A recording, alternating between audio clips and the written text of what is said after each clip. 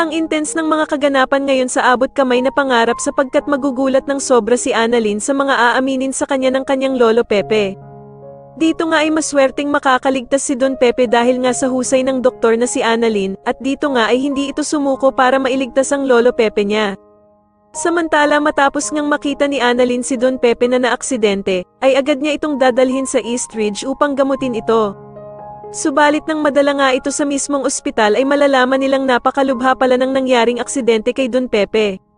Samantala sa gitna ng gamutan kay Don Pepe ay magkakaroon naman ng malaking pagtatalo kila Doc Carlos at Annalyn kung anong surgery nga daw ba ang dapat na gawin sa kanyang lolo Pepe.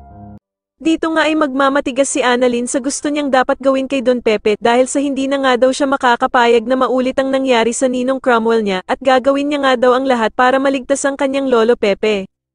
Subalit sa kasamaang palad naman sa gitna ng operasyon ay mahahalata nila Doc Lyndon at Doc Carlos na nanginginig ang mga kamay ni Annalyn.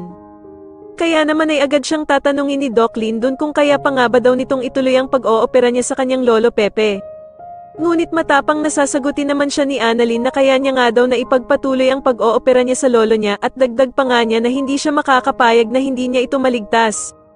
Sa kabilang banda naman ay manginginig sa takot itong si Zoe dahil sa tatawagan siya ni Doc Robert pero sasabihin lang pala nito sa kanya na buhay pa ang lolo Pepe niya. Kaya naman ay sobrang magpapanik ang mag-inang Zoe at Moira dahil sa nalaman nga nilang buhay pa pala ang tinulak niya sa bangin na si Don Pepe. Pero dito nga ay palalakasin ni Zoe ang loob ng ina niyang si Moira na maliit na nga lang daw ang chance na mabuhay si Don Pepe kahit na oprahan pa daw ito. Samantala ay pupunta naman sa East Ridge sila Zoe at Moira para mag-obserba kay Don Pepe at dito nga ay magpapanggap sila ng mga inosente.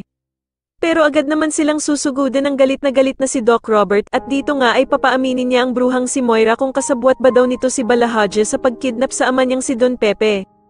Sa tingin niyo mapaamin kaya ni Doc Robert ang bruhang si Moira tungkol sa naging aksidente ni Don Pepe o makagawa na naman ito ng paraan para lumabas na inosente silang mag-ina? Mas lalo na nga talagang nagiging exciting ang mga susunod na kaganapan kaya naman ay mas lalo pa nating abangan ang mas lalong gumigandang abot kamay na pangarap. Maraming salamat po sa inyong panonood at sana po ay masubscribe niyo ako. Maraming salamat po.